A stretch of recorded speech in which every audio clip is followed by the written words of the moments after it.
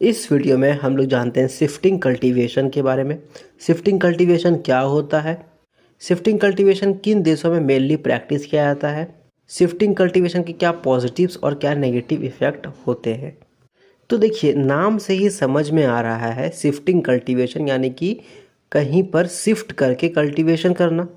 तो shifting cultivation एक ऐसा एग्रीकल्चरल सिस्टम है जिसमें बड़े बड़े लैंड को पहले क्लियर किया जाता है, यानी कि वहाँ पे अगर पेड़ वगैरह है तो उसको काट लिया जाता है।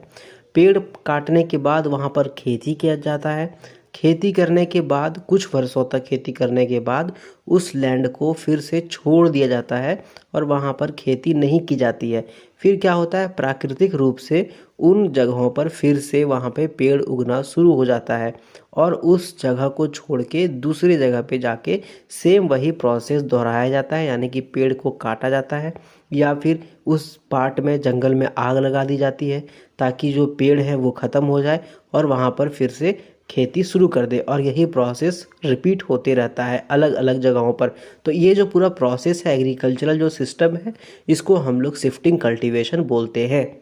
Shifting cultivation mainly south east Asia में देखने को मिलता है, जैसे कि म्यांमार हो गया, इंडिया का नॉर्थ ईस्ट पार्ट हो गया, और ऐसे जगहों पर देखने को मिलता है जो इकोनॉमी बहुत ज़्यादा डेवलप नहीं किया जाता है, नहीं किया गया है फ़िलहाल तक।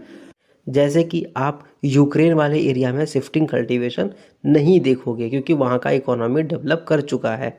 शिफ्टिंग कल्टीवेशन में मेनली जिस प्लॉट को क्लियर किया जाता है वहाँ पे 2-5 साल तक खेती होती है और फिर उस प्लॉट को छोड़ दिया जाता है 8-10 साल के लिए, ताकि वहाँ पर फिर से भगवान के द्वारा यानी कि नेचुरली वहाँ पे ट्रीज़ ग्रो करें और वो जो सरफेस है वो फिर से फर्टाइल हो सके।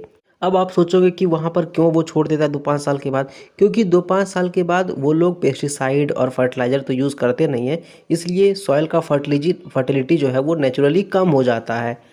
तो इसलिए उनका जो प्रोडक्शन है वो कम हो जाता है और वो दूसरे प्लॉट पे चले जाते हैं और वहाँ तो पूरा जंगल ही जंगल है ना। तो इसलिए उनको तो जगह की कमी होती नहीं है। ये खासकर ट्राइब्स लोग करते हैं।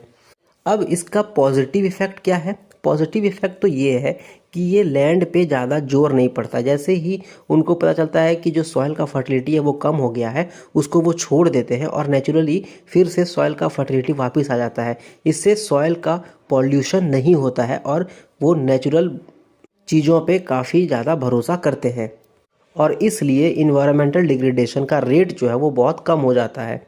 और अगर नेगेटिव इफ़ेक्ट का बात करें तो डिफॉरेस्टेशन होता है, काफ़ी सारे पेड़ कट जाते हैं। कहीं कहीं पर जब वो जलाया जाता है तो बहुत बड़े एरिया में, जहाँ तक ट्राइब्स ने नहीं सोचा था, उतने बड़े बड़े एरिया में आग लग जाती है, इसके कारण कि काफ़ी सारे पेड़ जो है वो जल जाते हैं, डिफॉरेस्टेशन हो जाता है, एनिमल स्पीसीज़ को दिक्कत होती है ना, और इन्वायरमेंटल डैमेज भी होता है।